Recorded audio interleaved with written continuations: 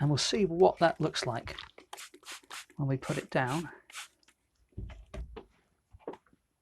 So in particular up here, there are some just very subtle reddish hues. That's working quite well, I think.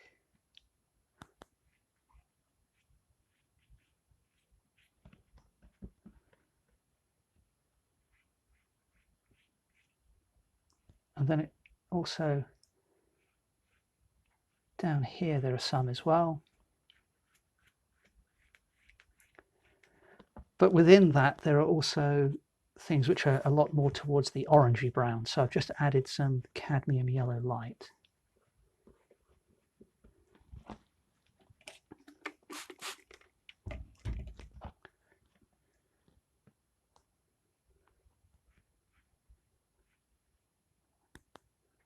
And that's not quite orangey enough, but it's quite a good colour to add, I think. So we'll keep going with that.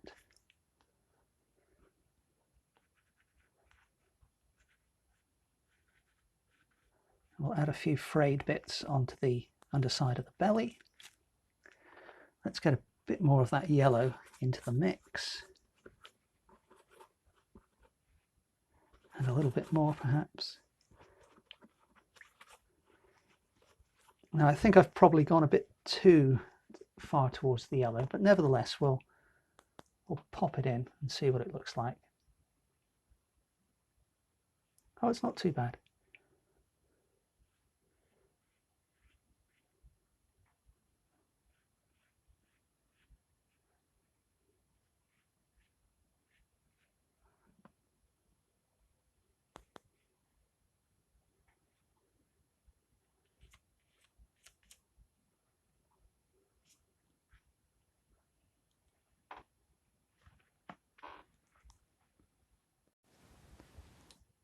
So there's still some sort of detailed shadow and detailed highlights to add to that fleece.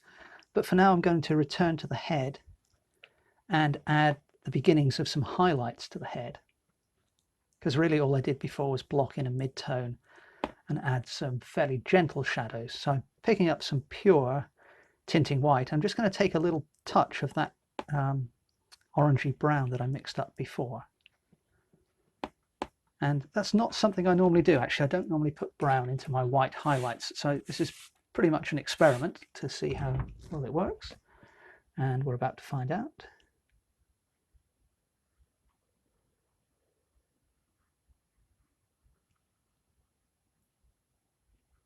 And it's not quite light enough, but I don't actually dislike the effect. So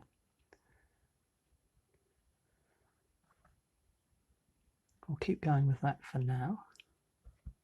So again, it's fairly subtle at the moment, not very bright.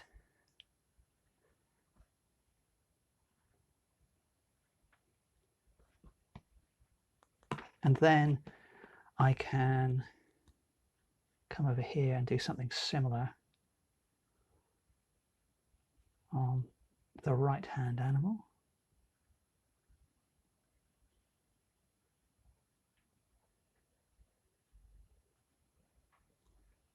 And then we'll get a lot more tinting white on the brush. Go back to the first one.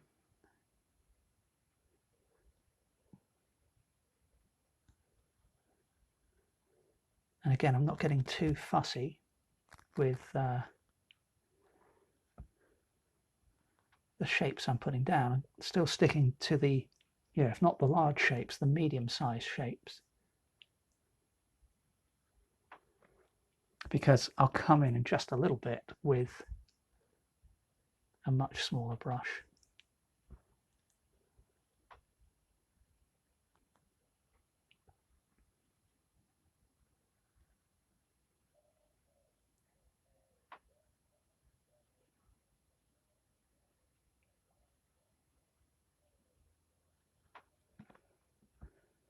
And then we'll put a bit of this lighter colour on the front of that leg as well.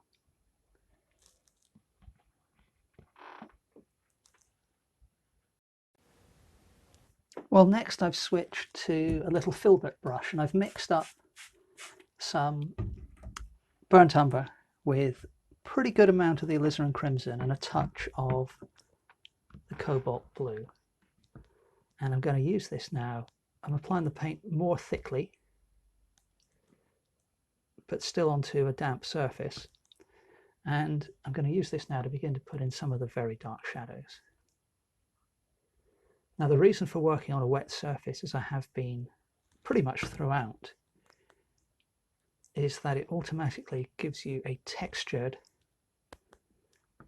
brushstroke. So you get lots of little subtle variations in color and tone, especially if you're painting onto a still wet layer of paint, as I am at the moment.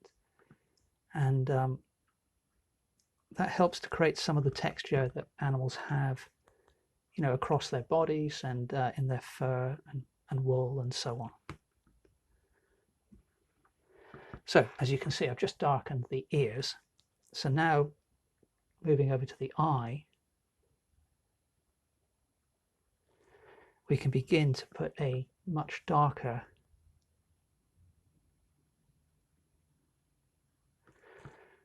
shape in for the eye. And again, I'll come in with a much smaller brush later on to